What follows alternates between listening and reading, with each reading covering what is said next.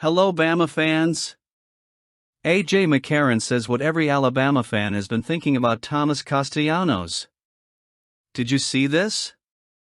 Was it unexpected or funny? Subscribe to the channel and let's get the latest on Bama.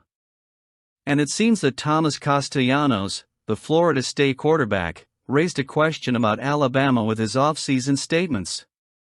If anyone understands the Tide's winning DNA and knows what it means to wear the jersey, it's A.J. McCarron, and he didn't hold back when he addressed Castellanos' controversial comments about the post-Saban era at Alabama. McCarron, a two-time national champion with the Crimson Tide and now an influential voice in sports media, got straight to the point. "Listen, I'm all for confidence, but this is stupid." That line is music to the ears of Alabama fans, who are already shaking their heads at Castellanos' words. The FSU quarterback, in an attempt to fuel the Week 1 matchup, told the press that Alabama wouldn't have Nick Saban to save them this season. The taunt, of course, quickly spread across social media, but in Tuscaloosa the reaction was different: laughter. Laughter because everyone knows that the program built under Saban is much bigger than any individual coach. McCarron's response only reinforced that. He added, bluntly, "Man, I promise I wouldn't want to be you, in the first game of the year." That observation carries a lot of weight, especially considering that Alabama will face Florida State on the road in the season opener. For many, Castellanos' comment felt like a shot in the foot, giving the Tide even more motivation to start the year with a blowout win. Kalen DeBoer, now in charge of the team after Saban's departure, already had a team hungry to prove its worth in the new era. With this gratuitous provocation, Castellanos only added fuel to the fire. It's important to recognize that Castellanos is no ordinary player. He had some great moments at Boston College and now seems to fit well into Florida State's offensive system. His ability to lead dynamic offenses is undeniable, and some believe he can revitalize a program that has struggled in recent years. But as McCarron pointed out, this kind of unnecessary provocation only serves to distract from what really matters: performance on the field. Perhaps Castellanos miscalculated the impact of his words, underestimating the pride of a program like Alabama. The context of the situation also deserves attention. In Kalen DeBoer's first year in charge, Alabama came close to returning to the college football playoffs, only to succumb in a heartbreaking collapse against Oklahoma late in the season. That bitter taste has stuck in the throats of everyone in Tuscaloosa, and the offseason has been marked by a renewed sense of urgency. Players are determined to show that the Tide's legacy extends far beyond a single figure, even if that figure is Nick Saban. Castellanos' comment, intentional or not, only added fuel to that fire. It's no secret that Florida State is trying to reclaim its former glory, but using Alabama's name as a ladder to climb that path may not have been the best idea. After all, the Tide has a long history of turning external provocations into internal motivation. Players like Bryce Young and Will Anderson Jr., who have made their mark on the program in recent years, were shaped by that very mindset. Now, it's up to DeBoer to uphold that tradition. In the meantime, Castellanos will have a chance to prove that his words weren't just empty bluster. He could lead a strong performance in the opener, but the risk of putting extra targets on his team's back is real. Alabama is not known for forgiving those who doubt its greatness, and the atmosphere in Tallahassee promises to be electric, but also unforgiving to those who aren't up to the challenge.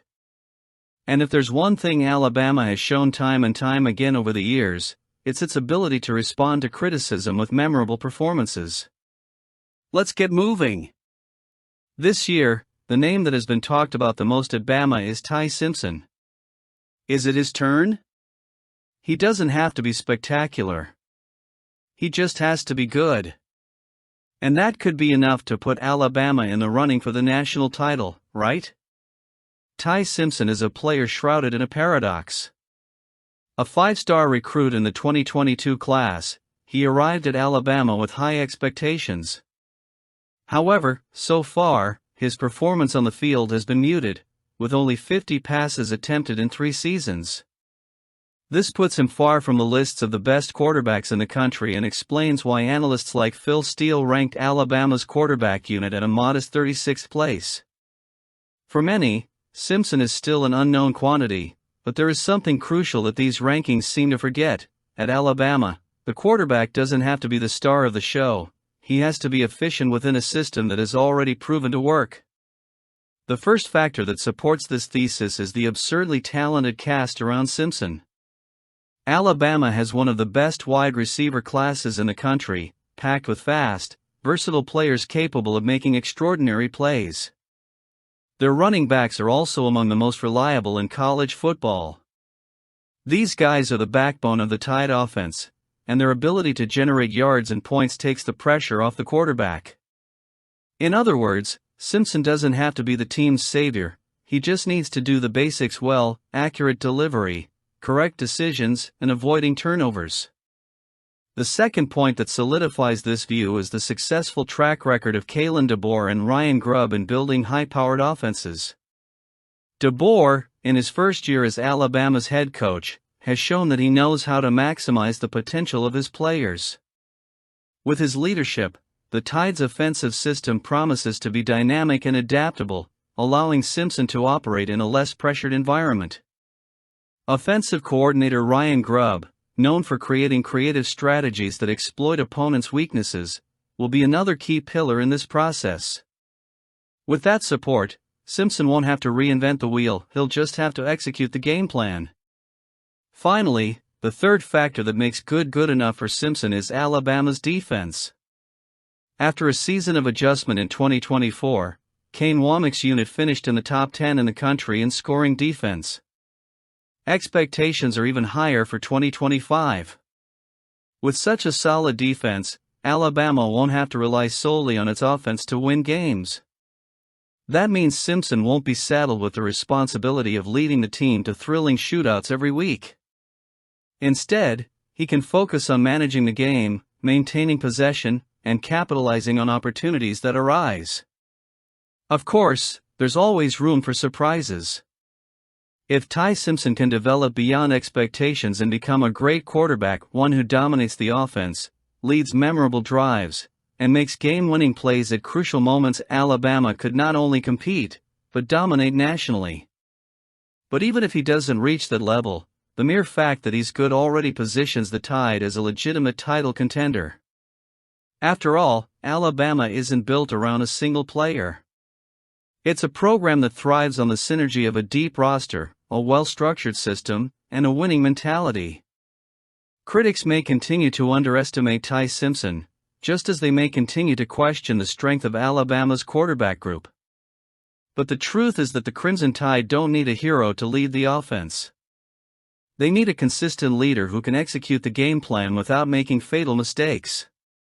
If Simpson can do that, Alabama will have all the tools it needs to return to the top of college football. Now what? And there's a new offer for recruit Jackson Roper, a young offensive lineman with impressive skills who received his offer from Alabama after a standout performance during June's workouts.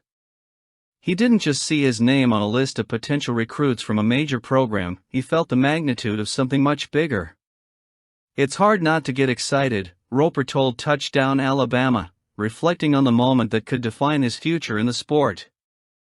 Roper, who attends Regis Jesuit High School in Aurora, Colorado, had already drawn attention from giants like Ole Miss, Oklahoma, and Texas A&M. However, when Alabama extended its offer, it became clear that the young guard was in for something special. "This is unique for a few reasons," Roper explained. He shared that he grew up hearing stories about his father having the opportunity to face Alabama in 2004, an experience that left a lasting impression on the family. Now, decades later, Jackson finds himself in a position to potentially don a Crimson Tide uniform, a full circle that blends family nostalgia with personal ambition. But Roper's excitement goes beyond his father's memories. He shows a deep respect for Alabama's legacy and the way the program has maintained its excellence even amidst change. Kalen DeBoer, who took over as the Tide's coach, is a central figure in that admiration. It was great to see how Coach DeBoer stepped up and left his mark on the program and maintained the culture of Alabama football, Roper said.